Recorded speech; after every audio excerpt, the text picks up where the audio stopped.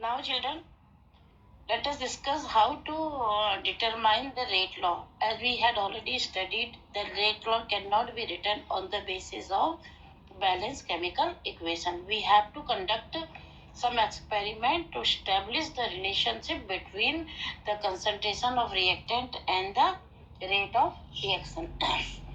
So we conduct many experiments by keeping the concentration of one of the reactant constant and changing the concentration of other reactants, or by changing the concentration of both of the reactant.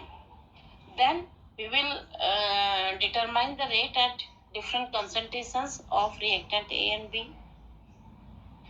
Comparing the rates, we can conclude how the concentration of a particular reactant is changing the rate of reaction. For example, given here, nitric oxide reacts with oxygen to give nitrogen dioxide. 4 experiments were conducted. Initial concentration of nitric oxide is given in column 1. Initial concentration of oxygen is given in column 2. And the rates for particular experiment is given in column 3. Now look at experiment number 1 and 2. The concentration of oxygen is constant, same, but that of nitric oxide we have doubled. In experiment number 1 it was 0.3 and 2 it is 0.6. What do we see in the rate column? The rate of a reaction in the experiment 2 is 4 times that of experiment 1.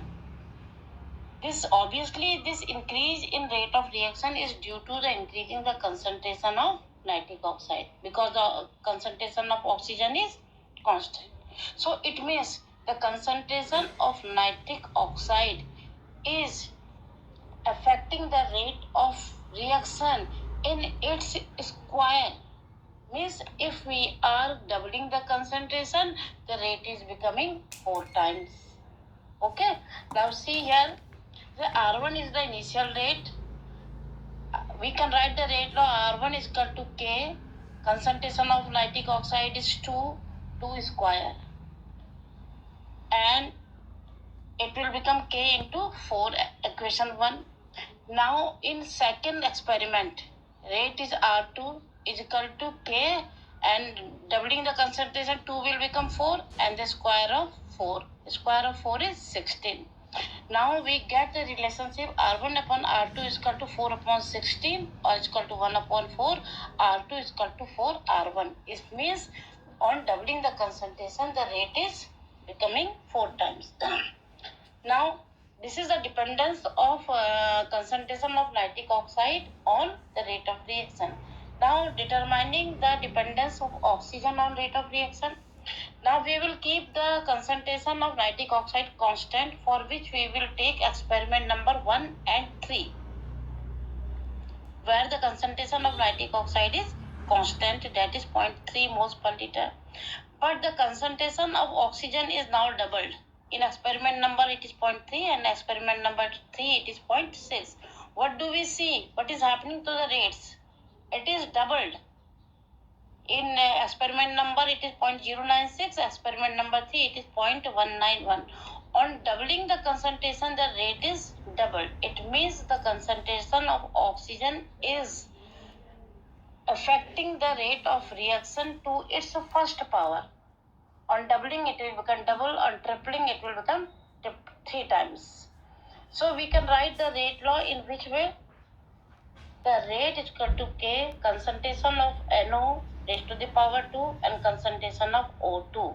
Practically we have determined this dependence of concentration of different reactant on the rate of reaction. This is called a differential rate equation or a rate law. I think it's now clear to you all. Shall I explain it once again? Now see experiment number 1 and 2. The concentration of nitric oxide is doubled, but the concentration of oxygen is same. On doubling the concentration of nitric oxide, the rate is becoming 4 times.